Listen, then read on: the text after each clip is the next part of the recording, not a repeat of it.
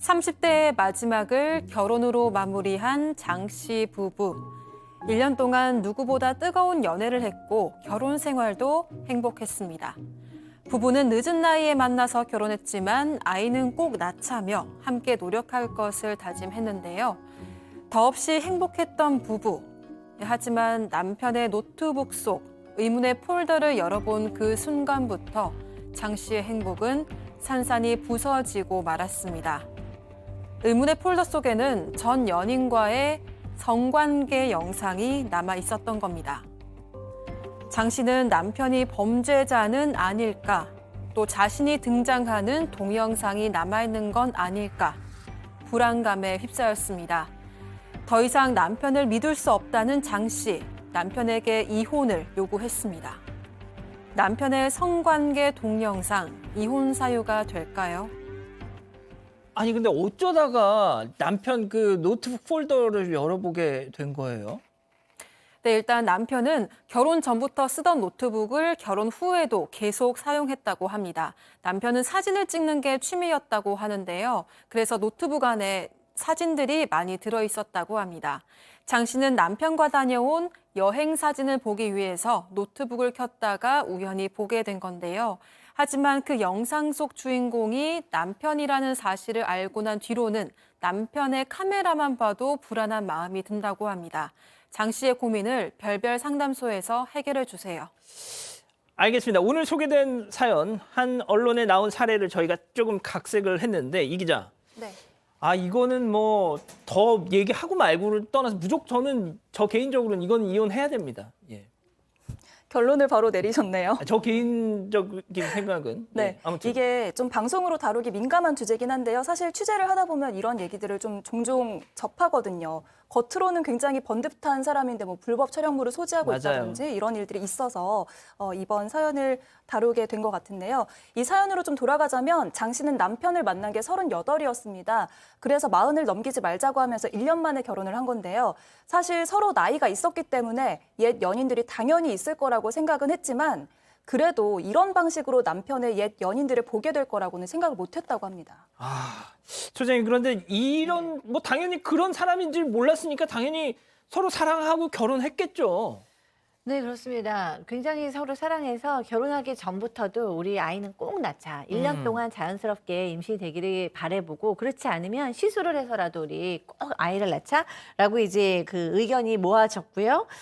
그리고 이제 여행도 많이 다녔어요. 결혼해서 아이가 없으니까 주말마다 좋은 여행지에 가가지고 사진 찍고 그거 같이 맛있는 거 먹고 이렇게 둘의 사이가 매우 좋았다고 합니다. 아니 그런데 팀장님 보통 저런 영상을 찍어놓고 저렇게 허술하게 관리를 할 수가 있나요, 보통? 아니 이제 그 노트북에 폴더가 있는데 사실은 그 비밀번호를 있었어요. 그러니까 남들이 못 보는데 이 여성분이 이제 사진을 보려고 하다 보니까 잠겨 있는 거예요. 그런데 이 남성분이 좀 단순했던 거죠. 생년월일이 비밀번호였어요. 아마 우리 박 변호사님도 생년월일이 비밀번호일 수도 있거든요. 남자는 단순합니다. 저도 그럴 수도 있고. 맞습니다. 예. 죄송합니다. 그걸 딱 눌러 보니까는 동영상을 보니까 19금 동영상 아시죠? 성관계 영상 쭉 있었는데 돌려다 보니까 그중에 남성이 자기 남편의 얼굴이 같은 거예요. 깜짝 놀라가지고 다시 재생해서 보니까 그 많은 성관계 영상의 주인공 남자가 바로 자기가 사랑하고 결혼했던 남성이었다. 이 여성이 얼마나 놀랐겠습니다. 실망을 말할 거 없고 깜짝 놀랐을 거예요. 그래서 이 사건이 발단이 된 겁니다. 이게 조금 뭐 참 말하기가 조심스러운데 그 참 열어보지 않았으면 좋았을 것이라는 생각이 들면서도 이 남편이 했던 행동을 생각하면 다행이다라는 생각도 들고 양가 감정이 좀 교차하네요. 그렇죠. 일단 이렇게 휴대전화라든지 아니면 뭐 PC라든지 이런 것들을 열어보는 거. 배우자 간에 이제 뭐 비밀을 공유하기도 하고, 그냥 다 비밀번호를 공유하기도 하고 이러는데 이걸 법적으로 한번 말씀 좀 드려야 될 것 같아요. 비밀 장치가 걸려 있는 거를 억지로 풀어서 들어갔을 때는 범죄의 소지도 있습니다. 비록 부부간이라 하더라도 뭐 정보통신망법이라든지 비밀 침해죄가 성립할 수 있는데 비밀 장치 안 걸려 있는 거. 그런데 이제 제 휴대전화가 있는데 휴대전화에 비밀 장치 안 걸려 있는데 슬쩍 이렇게 보는데 슬쩍 이렇게 나온다. 이런 건 사실은 범죄가 되지 않습니다. 근데 이제 그걸 억지로 비밀 장치를 뭐 해킹을 한다든지 이걸 열어서 했을 때는 법적 소지도 될 수가 있습니다. 자, 이 남편 이 사람 뭐라고 해명을 했어요? 네, 일단 자신이 찍은 게 맞다라고 인정을 했고요. 아이고. 하지만 이게 불법 촬영물은 아니다라고 해명을 했다고 합니다. 합의하에 찍은 거지만 뭐 시간이 너무 오래돼서 그 존재를 까먹고 있었다 이렇게 설명을 했습니다. 자, 소장님 뭐 저런 얘기 듣는다고 해서 뭐 위로가 안 되잖아요. 예? 아, 그렇구나 하진 않잖아요. 그렇죠. 충격적이죠. 일단은 뭐 부인 입장에서 옛 연인이라고 할지라도 다른 여성과 성관계를 하는 영상을 본다는 건 굉장히 좀 충격적이죠. 평생 잊혀지지 않을 가능성이 굉장히 높고, 그리고 그런 걸 이제 또 찍었다는 것도 굉장히 좀 충격이 되고요. 아직도 가지고 있다는 것도 충격이 되고, 그렇죠. 그리고 내가 알던 남편의 모습이 아닌 다른 남편의 모습이 보였을 거 아니에요. 예. 이제 그런 것들이 굉장히 이제 어려움에 빠지는 거죠, 부부관계가. 자, 저 장 씨를 더욱 혼란스럽게 만든 게 또 있었죠. 그렇습니다. 남편은 그 여성하고 합의하에 찍었다고 하는데 그 아내가 보니까는 그 찍은 영상이 합의에 찍은 게 아니고 몰카 아시죠? 몰래 찍은 같은 느낌을 받는 거예요. 그렇다고 한다면은 여성의 동의를 받지 않고 찍은 자체도 범죄고 또 합의하에 찍었다 하더라도 동의 안 받고 유포하게 되면 처벌받거든요. 그러니까 이 여성은 남성 말을 믿을 수가 없는 거예요. 그러면은 여성이 생각할 때 그 우리 옛날에 N번 방식으로 우리 남편이 커다란 범죄자 아니냐, 성범죄자 아니냐라고 걱정했기 때문에 상당히 의심을 했던 거죠. 예. 아니, 박 변호사님, 네. 이거는 좀 문제가 있어요, 지금. 그렇죠. 영상 촬영의 이 범죄 형태가 딱 세 가지입니다. 지금 김은배 대표님 조금 말씀을 하셨는데 몰래 찍을 때 당연히 범죄가 되고요. 합의하에 찍었는데 이것을 유포했을 때도 범죄가 됩니다. 또 영업적으로 계속 찍어서 유포하는 것도 범죄가 되고요. 세 가지 다 처벌을 하는데 글쎄요, 지금 합의하에 촬영했으니까 괜찮다라고 할 수 있지만 이게 유포되는 순간 또 범죄가 되는 거거든요. 그럼요. 사실 촬영 자체가 아주 위험하고 범죄 가능성이 매우 높다라고 보는 게 맞는 것 같습니다. 자, 이 부인 입장에서 소장님. 네.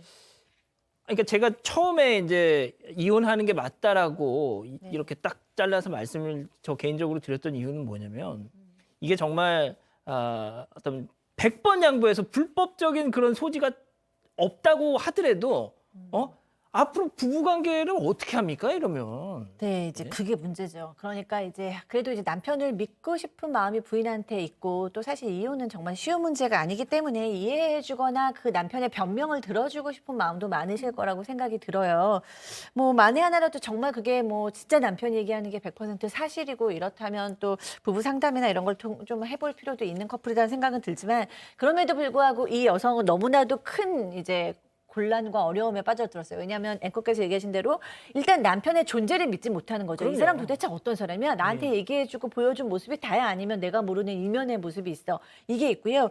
그리고 이 부부 특히 정말 아이를 꼭 시험관 수술을 해서라도 우리가 갖자라고 얘기할 정도로 아이가 갖고 싶은 부부였는데 이 부인이 지금 부부관계를 할 때마다 혹시 이 방에도 몰카가 있나? 그러면서 막 몰카 탐지 이런 것도 사다가 막 해보게 되고 나도 지금 이런 범죄의 대상이 되고 있는 건 아닌가?